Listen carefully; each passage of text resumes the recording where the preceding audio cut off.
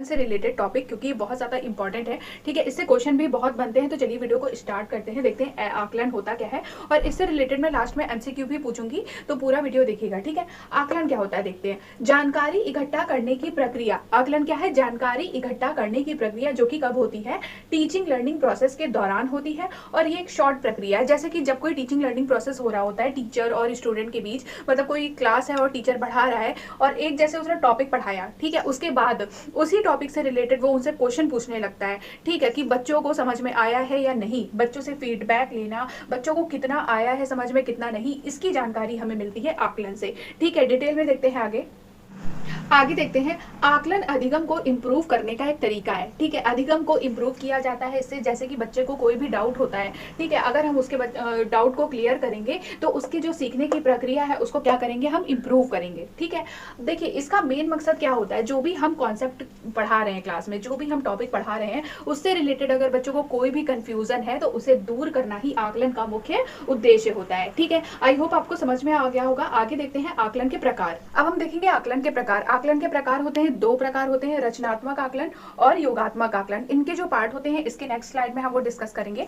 रचनात्मक आकलन क्या होता है? रचनात्मक आकलन को बोलते हैं फॉर्मेटिव असेसमेंट, ठीक है, और योगात्मक आकलन को बोलते हैं समेटिव असेसमेंट। ये ए है बीच में, ठीक है। रचनात्मक आकलन क्या होता है? जो पढ़ाने के दौरान किया जाता है, जैसे कि पढ़ाने के दौरान डाउट क्लियर, या पढ़ाने से पहले जो तैयारी की जाती है, जैसे पढ़ाने के दौरान बच्चों को में कोई भी डाउट है, बच्चों को कोई क्वेश्चन समझ में नहीं आ रहा, कोई चीज समझ में नहीं आ रही, बच्चों को कोई टॉपिक समझ में नहीं आ रहा, तो जब टीचर वो क्लियर करते हुए चलता है तो उसे रचनात्मक आकलन कहते हैं। ठीक है, और जो जब कोई टीचर पढ़ाने से पहले अपनी प्रिपरेशन करता है कि उसे आज क्या पढ़ाना है, क्या क्या एग्जाम्पल बच्चों के सामने उसे रखने हैं, तो ये चीज, ये जो तैयारी की जाती है, इसे भी रचनात्मक आकलन कहते हैं। ठीक है, और इसमें जो टीचर है और जो बच्चा है वो दोनों ही एक्टिव होते हैं। ठीक है, एग्जाम्पल के तौर पर देखिए मौखिक प्रश्न, जब जो टीचर है वो बच्चे से मौखिक प्रश्न पूछता है तो वहां पे बच्चा आंसर कर रहा है तो टीचर क्या है, टीचर भी एक्टिव है एंड बच्चा भी एक्टिव है। वर्कशीट हो गया, वाद विवाद यानी कि डिबेट कराना, ठीक है, डिबेट कराना भी किसमें आएगा? रचनात्मक आकलन में आएगा। रचनात्मक आकलन बस आप इतना याद रखिए, जो भी टीचिंग लर्निंग प्रोसेस के दौरान जो चीजें होती हैं वो किसमें आता है? रचनात्मक आकलन में आता है। ठीक है,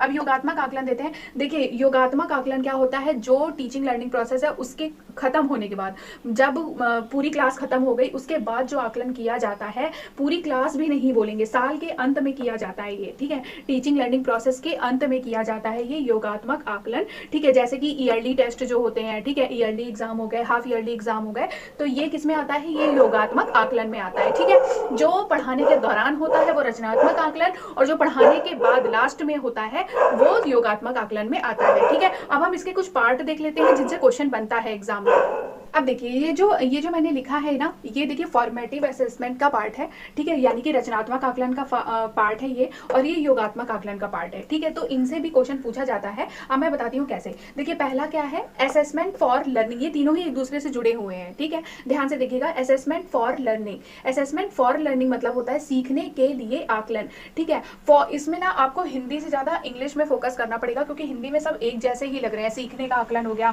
सीखने के लिए आकलन हो गया, तो इसमें ये हिंदी वाले सब सेम ही लग रहे हैं। आपको इंग्लिश वाला देखना पड़ेगा, वो भी फॉर है, ऑफ है, एज है। ठीक है, इनमें आपको देखना पड़ेगा। सीखने के लिए आकलन, असेसमेंट फॉर लर्निंग, आप इस तरह से भी याद कर सकते हो, जैसे कि ये फॉर लिखा है और ये किसका पार्ट है? Formative assessment. ठीक है, फॉर्मेटिव असेसमेंट यानी कि रचनात्मक आकलन का पार्ट है।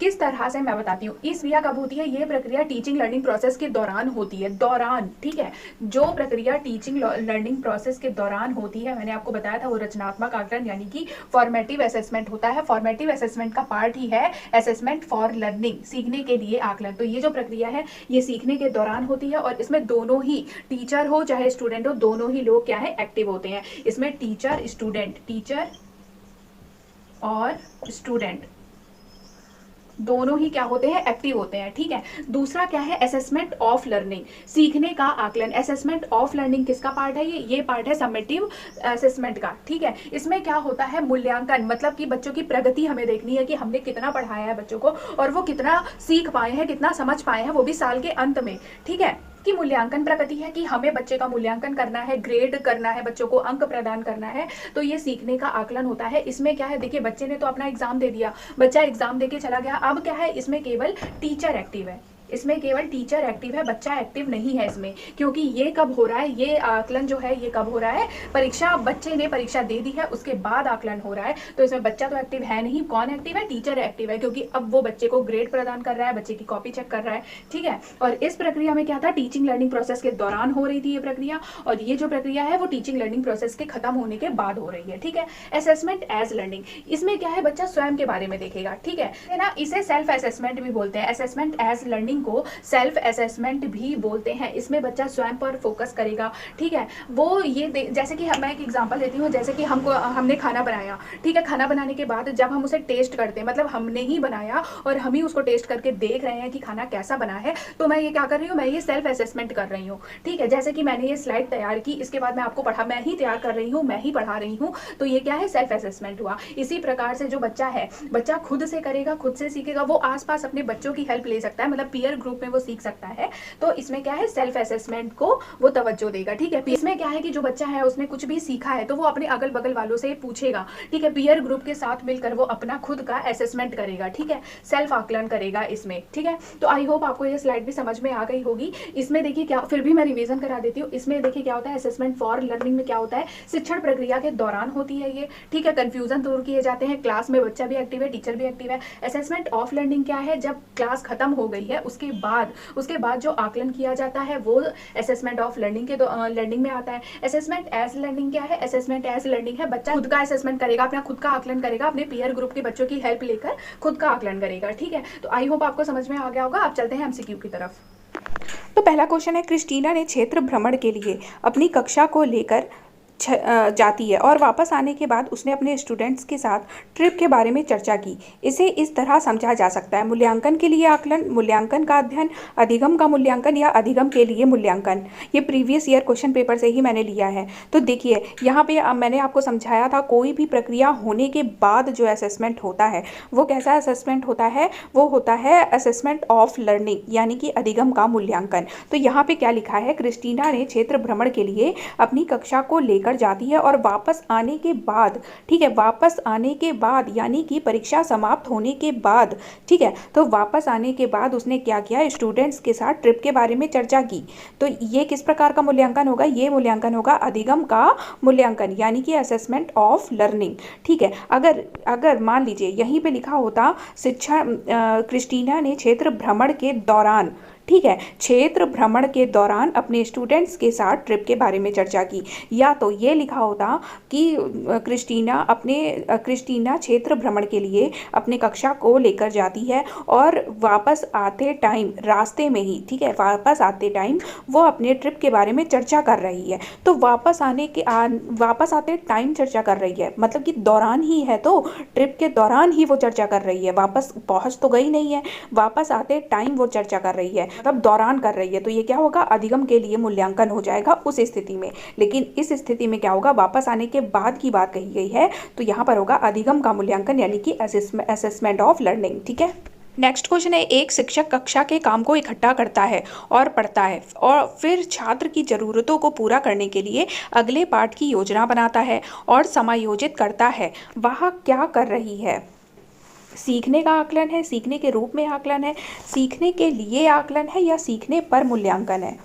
तो देखिए मैंने आपको अभी पढ़ाया है थोड़ी देर पहले कि जब शिक्षण प्रक्रिया के दौरान, ठीक है, शिक्षण प्रक्रिया के दौरान आकलन किया जाता है वो फॉर्मेटिव असेसमेंट होता है, ठीक है, फॉर्मेटिव असेसमेंट होता है, यानी कि असेसमेंट फॉर लर्निंग, ठीक है। फॉर का मैंने बताया था ना, असेसमेंट फॉर लर्निंग मतलब कि सीखने के लिए आकलन, ठीक है। तो शिक्षण प्रक्रिया के दौरान जो चीज़ें होती हैं, जो आकलन होता है वो सीखने के लिए आकलन होता है। लेकिन जब कोई शिक्षक कक्षा के ही काम को इकट्ठा करता है और पढ़ता है, मतलब कि वो कक्षा के ही काम को कर रहा है ना, कक्षा में ही बैठ के वो ये चीज़ें कर रहा है, ठीक है, छात्रों की ज़रूरतों को पूरा करने के लिए अगले पाठ की योजना बना रहा है, तो ये सब वो उसी दौरान कर रहा है, शिक्षण प्रक्रिया के दौरान ही तो कर रहा है। तो इसका राइट आंसर क्या हो जाएगा, सीखने के लिए लर्निंग, यानी कि असेसमेंट फॉर लर्निंग, ठीक है।